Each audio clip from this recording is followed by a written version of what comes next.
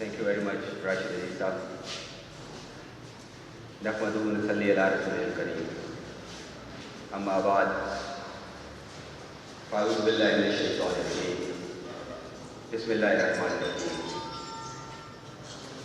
وَلَقَدْ كَرَّمْنَا بَنِي آدَمَ. صدق اللہ العظیم.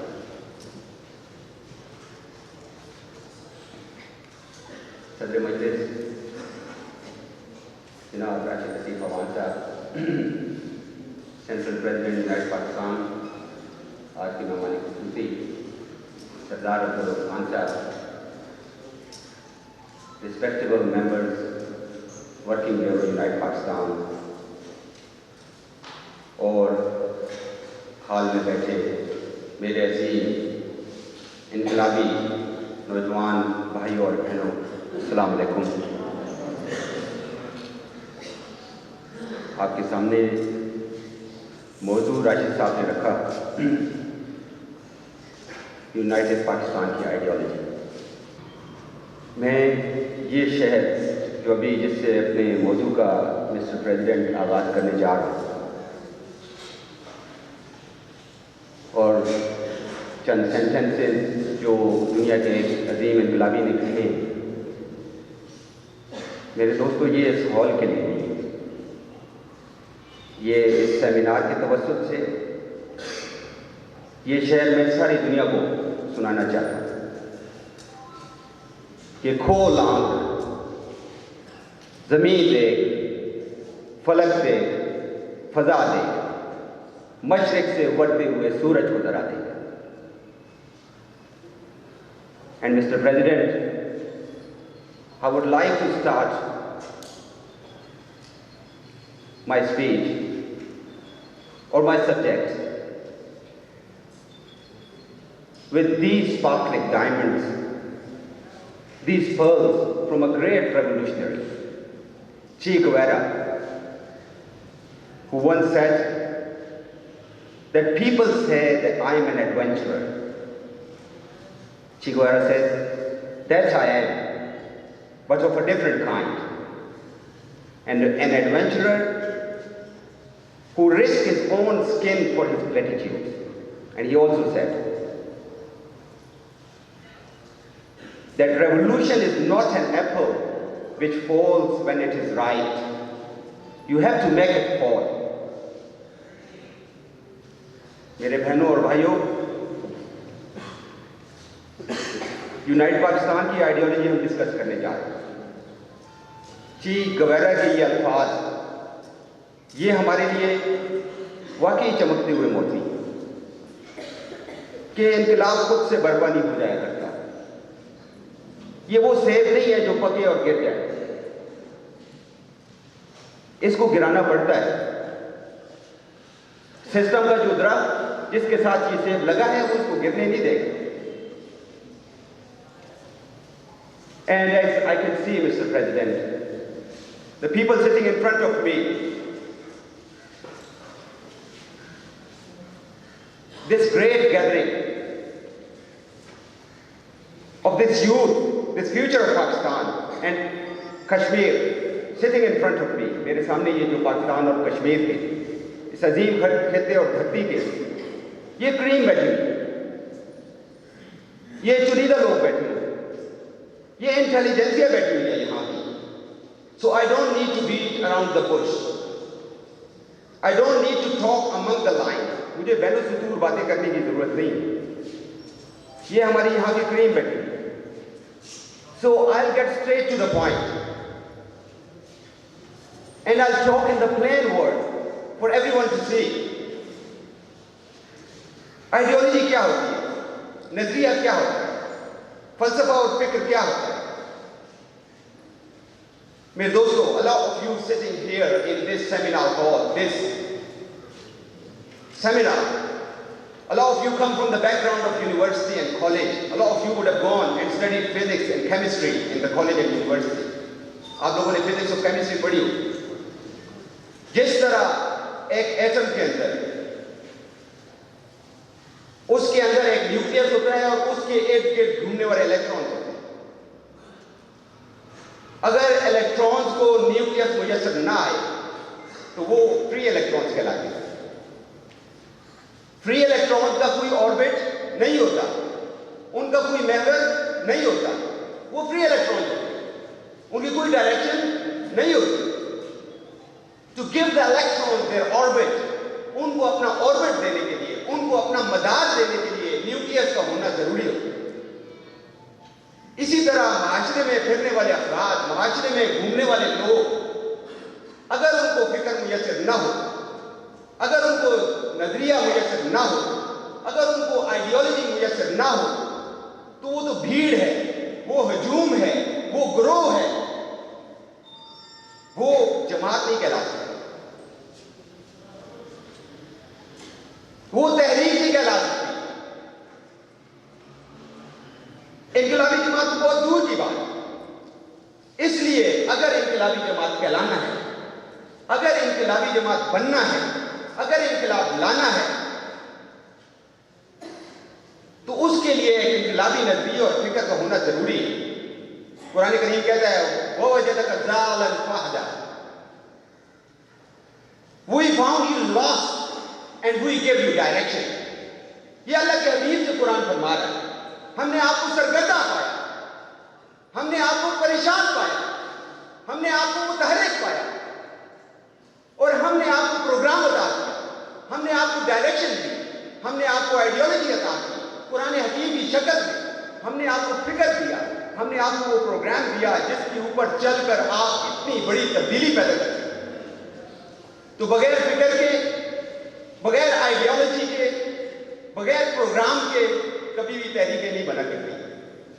وہ بھیڑ بھاڑ تو ہو سکتا ہے, وہ ہجوم تو ہو سکتا ہے, وہ گروہ تو ہو سکتے ہیں, وہ شور شرابہ تو ہو سکتا ہے, وہ انقلابی جماعت کبھی بھی نہیں ہو سکتی. That's what my topic is today. United Pakistan کی ideology.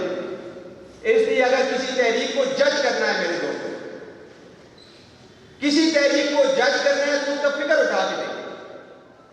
Forget about the slogans. Slogan, نعرے, یہ ساری ظاہری چیزیں ہوتی ہیں, یہ سطحی چیزیں ہوتی ہیں, یہ عوام کا اجتماع نہیں ہے. اس لیے میں پوائنٹ ٹو دا پوائنٹ بات کرتا ہوں. بڑے بڑے نعرے, جذبات پیدا کرنا, جذبات ابھارنا, اس کے بعد جب جذبات ابھر آتے ہیں نا تو اس کے بعد ہوش پیچھے چلے جاتے ہیں.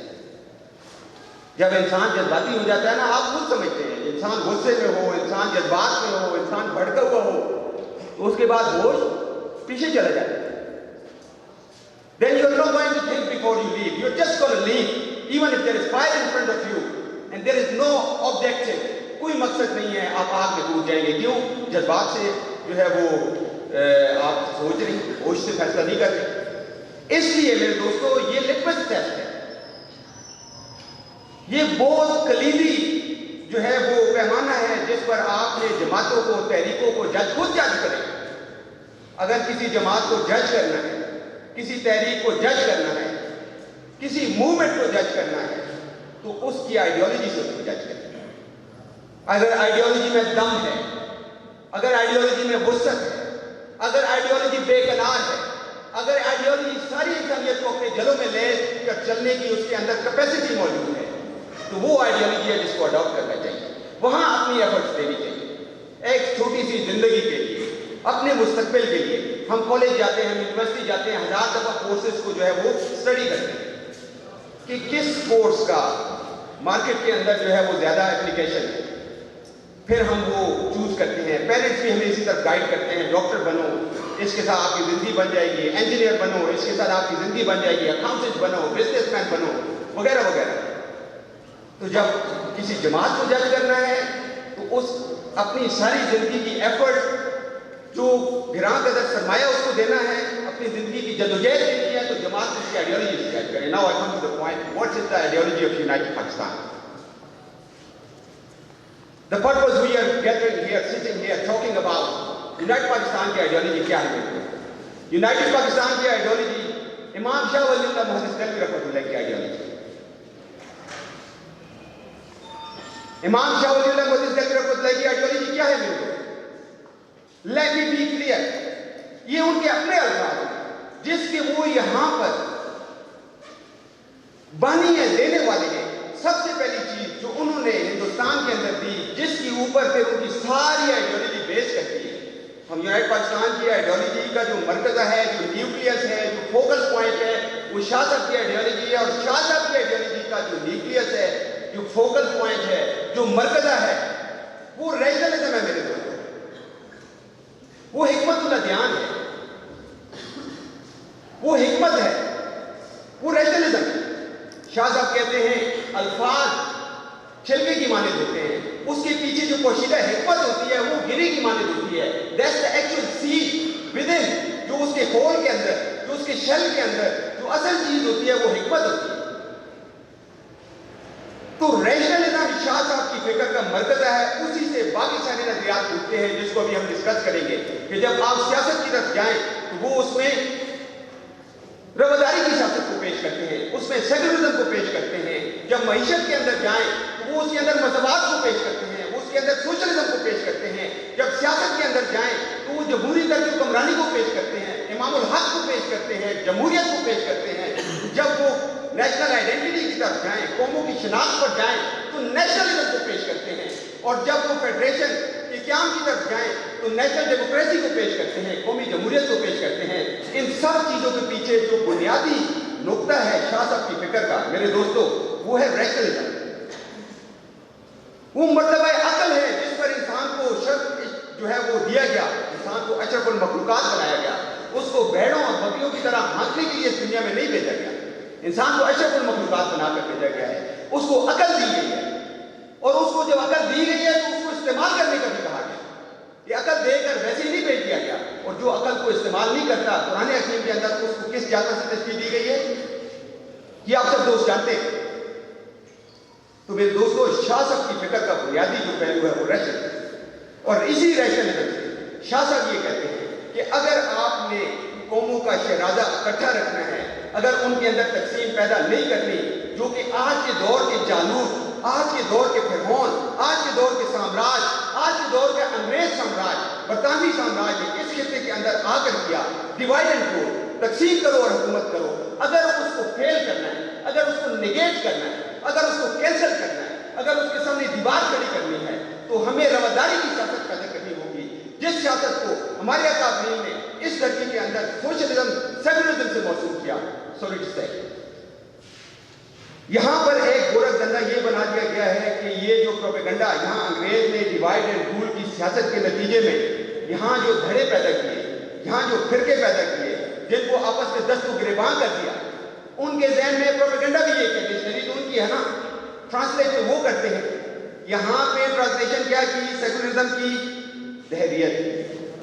کوئی پڑھا لکھا یہاں انگلش کے کوئی پروفیسر بیٹھے ہوں, یہاں کوئی کالج کے اسٹوڈنٹس بیٹھے ہوں, go ahead, open the dictionary on your mobile phone, get into Google and check what's the meaning of جو ہے ریورس میننگ کر کے دیکھ لیں اس کا.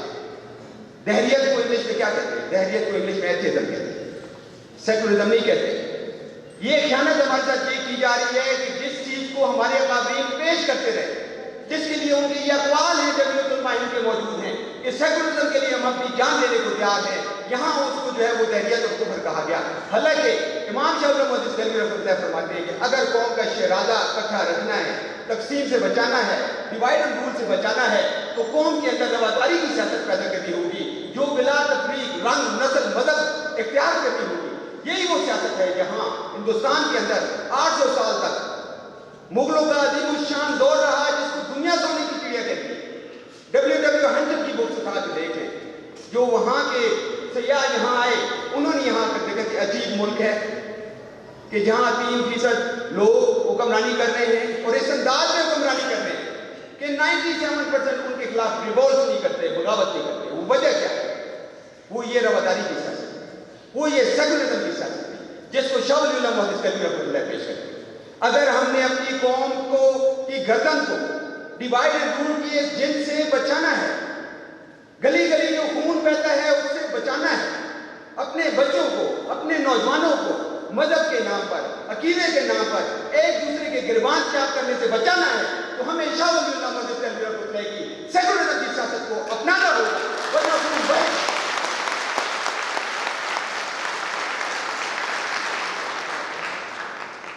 اسی طرح میرے دوستوں معیشت پہ آئے اور سیکولرزم کی سیاست میں جو آئیڈیل بنایا گیا جس چیز کو، نام لیوا تو بہت ہے یہاں پر، ریاست مدینہ کا نام بھی لیتے ہیں، لیکن میں کل ہمارا ہزارہ یونیورسٹی میں پروگرام ہو رہا تھا، پورے پاکستان کے وہاں نمائندہ نوجوان بیٹھے ہوئے،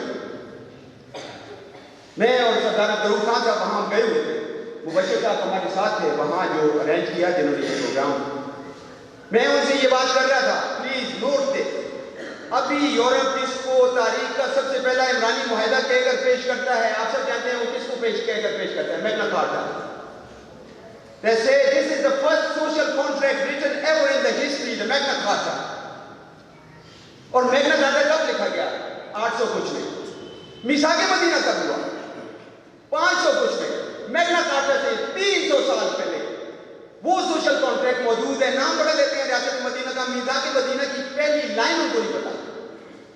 کیا ہے پہلی لائن میثاق مدینہ کی؟ اولی والمؤمنون امۃ واحدہ. بنی اوف کون تھے؟ مومن تھے. بنی اوف تو یہودی تھے. اور میثاق مدینہ کی پہلی لائن ہے کہ بنی اوف یہودی اور مومنون اس ریاست کے برابر کی شہری. میثاق مدینہ کھڑا کر کے حضرت ابو بکر کو اور بنی اوف کے یہودی کو اللہ کے حبیب نے لائنیں گن کے حقوق گنوائے. یہ حقوق بھی برابر ہیں، یہ حقوق بھی برابر ہیں، یہ حقوق بھی برابر ہیں، یہ حقوق بھی برابر ہیں. مدینہ کی ریاست ماں کی طرح ہے اور ماں اپنے بچے اپنے شہریوں سب کے لیے برابر ہے. یہ ہے شاہ صاحب کی فکر جو ہمارے نوجوان کی نظروں سے اوجھل ہوتی ہے. اسی طرح میرے دوستوں معیشت پہ آتے ہیں. معیشت میں ہمارے ہاں شیطانی معیشت ہے.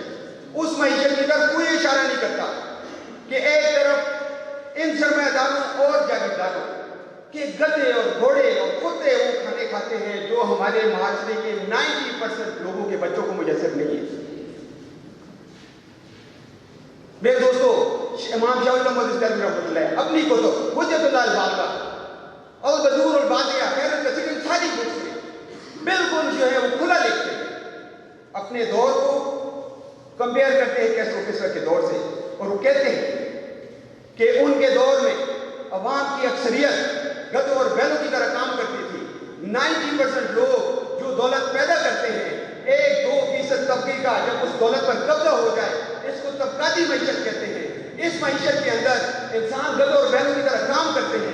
ان کی گردن ٹیکسز سے لاد دی جاتی ہے اور بادشاہ اور اس کے حالی موالی ایک چھوٹا سا طبقہ اس دولت پر قابض ہو جاتا ہے. ایسی معیشت کو ایسے نظام کو زندہ رہنے کا کوئی حق نہیں. فقط کو لے نظام اس نظام کو باطل کر دیا جائے، جڑوں سے اکھاڑ دیا جائے. یہ شاہ صاحب کے الفاظ ہیں. It's not mine. Anybody can check. Go and read for yourself. خود جانچ لیں. یہ امام شاہ ولی اللہ محدث علیہ رحمۃ اللہ کے الفاظ ہیں کہ وہ معاشی نظام جو مساوات قائم نہیں کرتا اس کو باقی رہنے کا کوئی حق نہیں. یونائیٹڈ پاکستان معیشت کے اندر سوشلزم کی قائل ہے. کون سا سوشلزم؟ جو شاہ ولی اللہ محدث علیہ رحمۃ اللہ نے پیش کیا. کون سا سوشلزم؟ جو خلق لکم ما فی الارض جمیعا، کہ اس زمین کے اندر جو وسائل ہیں وہ سب انسانیت کے برابر ہیں. چند جاگیرداروں کے، چند سرمایہ داروں کے، چند جنرلوں کے، چند جلیس کے، چند وڈیروں کے، چند اشرافیہ مولوی اور پیروں کے نہیں. یہ ساری انسانیت کی ہے اور ان کو ساری انسانیت کرنا ہے.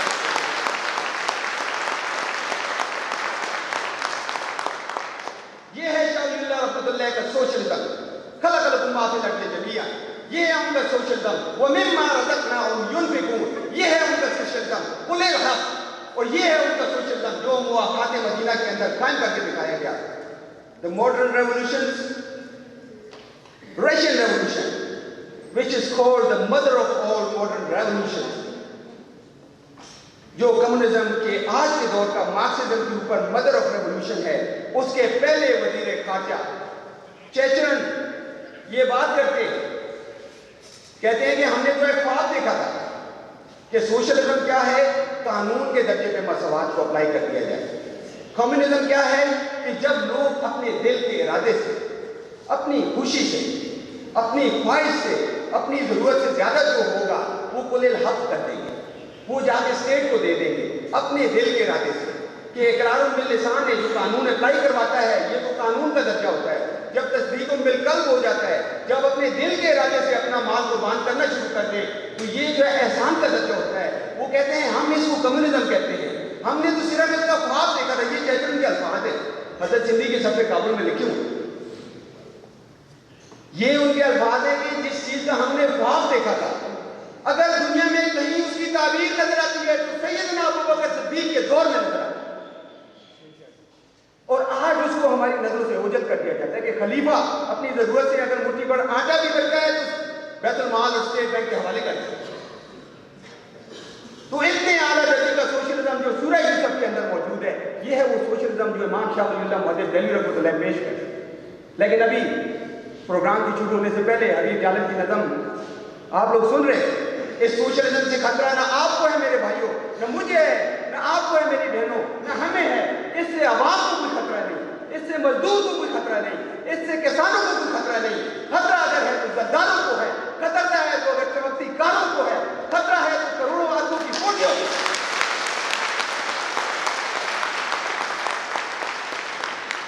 ہمارے پاس کیا ہے جو یہ لے لیں گے؟ عوام تو ویسے بھی روڈوں پر بیٹھے, لیکن اس کے خلاف اگر فتویٰ دلواتا ہے تو دور کا فرعون دلواتا ہے. اس فرعون کے کولیبوریشن میں دور کا حمان فتویٰ دیتا ہے کہ یہ برابری کی جو بات ہو رہی ہے وہ توبہ یہ کہاں سے آ گئی. شاہ ولی اللہ رحمۃ اللہ ان کی تحریک ولی اللہ تحریک نے ہر دور میں اس معاشی مساوات کی بات کی, ہر دور میں اس معاشی عدل کی بات کی, ہر دور میں جاگیرداریت اور سرمایہ کے خلاف بات. یہ ہے ہماری معاشی پالیسی یونائیٹڈ پاکستان اور یونائیٹڈ پاکستان کی سیاسی پالیسی. امام شاہ ولی اللہ محدث رحمۃ اللہ نے 1733 میں اپنی کتب کے اندر بالکل دو ٹوک لکھ دیا. آج کا دور شخصی حکمرانی کا دور نہیں ہے, وہ دور گیا. آج ادارہ جاتی حکمرانی کا دور ہے. آج ادارہ جاتی حکمرانی کا دور ہے. آج وکلائے قوم اداروں کے اندر بیٹھ کر فیصلے کریں گے اور قوم کا اطلاق وہ خود کہتے ہیں قوم کا اطلاق بلا تفریق رنگ نسل مذہب اس دھرتی کے تمام بازیوں پر ہوتا ہے. قوم کا تعلق زبان سے ہے, قوم کا تعلق کلچر سے ہے, قوم کا تعلق خطے سے ہے. اگر کشمیری ہیں تو اپنے خطے کی وجہ سے, اگر کشمیری ہیں اپنی زبان کی وجہ سے, اگر کشمیری ہیں اپنے کلچر کی وجہ سے, اگر کشمیری ہیں اس دھرتی ماں کشمیر کی وجہ سے.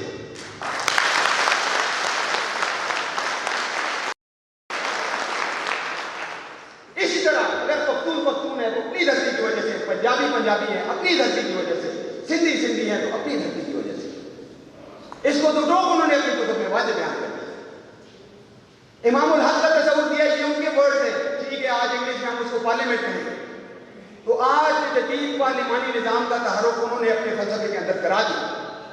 یہ ہے امام شاہ ولی اللہ محدث دہلوی رحمۃ اللہ کی آئیڈیالوجی.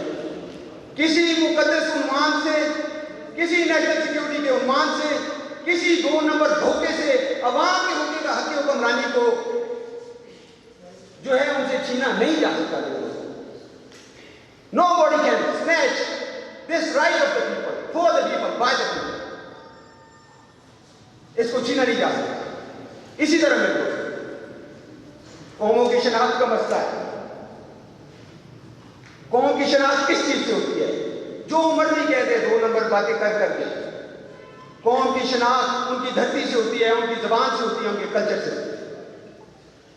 کشمیری زبان بولنے والا آپ کو مسلمان بھی کشمیری ملے گا, کشمیری زبان بولنے والا نان مسلم بھی آپ کو کشمیری ملے گا.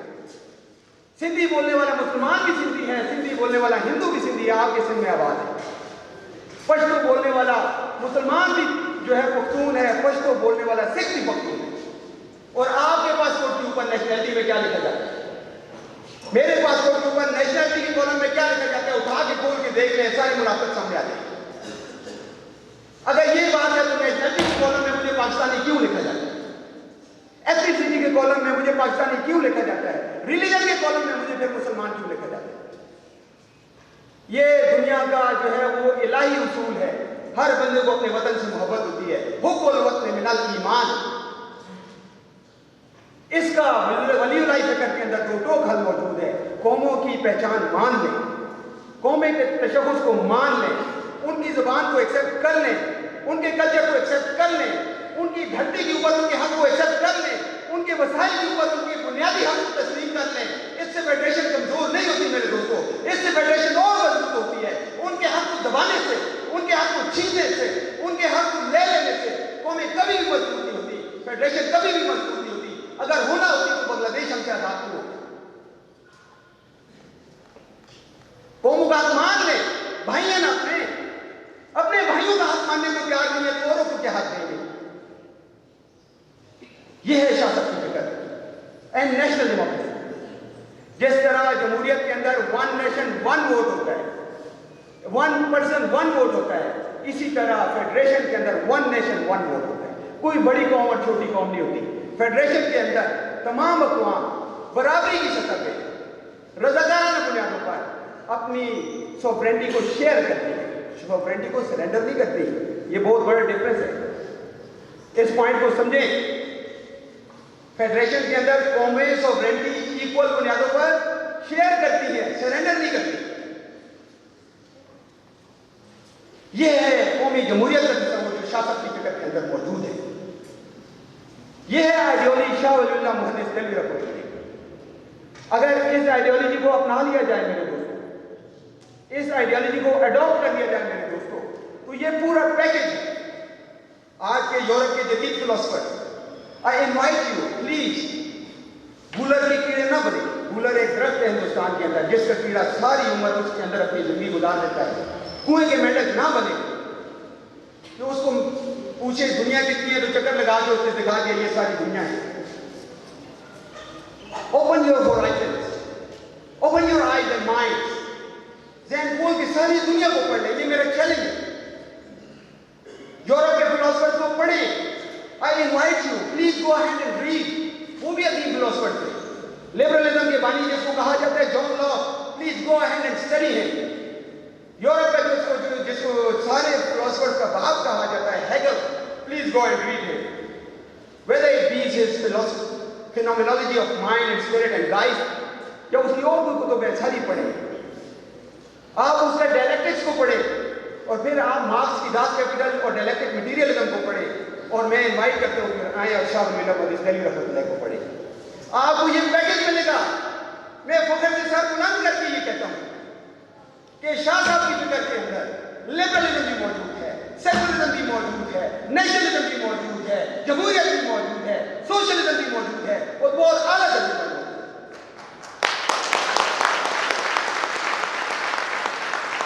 اور اس دھرتی کے بیٹے ہیں اور ہم ان سے واقف نہیں ہیں. یہ بہت بڑا المیہ ہے. تو میرے دوستو, اس نوجوان جو یہاں پر بیٹھا ہوا ہے, میں نے وہ آپ کے سامنے پہ وہ شعر پڑھا, یہ اسی دھرتی کے بیٹوں نے یہ آج کا سیمینار منعقد کروایا. یہ نوجوان ہیں 20 سالوں کے, 22 سالوں کے, 25 سالوں کے.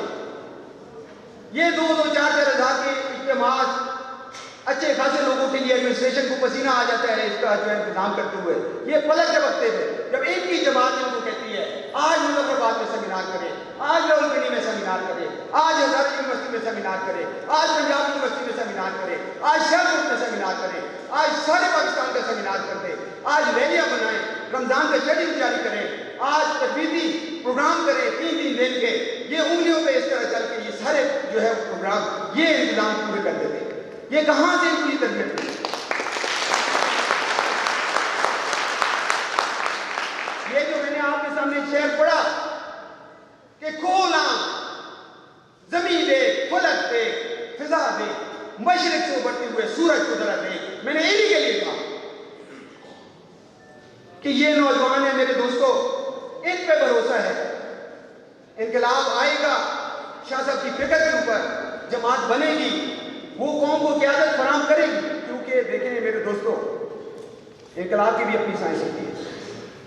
Revolution has its own dynamics. Universal truth ہے کچھ کہ جب تک وہ پیرامیٹرز پورے نہیں ہوتے, جب تک وہ ڈائنامکس قائم نہیں ہوتے, جب تک وہ پری ریکوزیٹس پورے نہیں ہوتے, انقلاب نہیں آئے. انقلاب اس وقت آتا ہے جب انقلابی فکر کے اوپر ایک تربیت یافتہ انقلابی جماعت تیار ہو جائے. یہ اسٹیبلشمنٹ کی نرسریوں میں, ان کے گملوں میں جو قیادت تیار ہوتی ہے, whether it be X, Y or Z, I don't want to name anyone, وہ کبھی بھی قوم کو انقلاب سے جو ہے وہ ہمکنار نہیں کرتے. ان سے جو امیدیں لگائی ہوئی ہیں ہم نے کہ وہی ٹرک کی بتی والا حساب ہے. اس میراج, یہ سراب ہے جس کے پیچھے قوم کو لگایا ہوا ہے.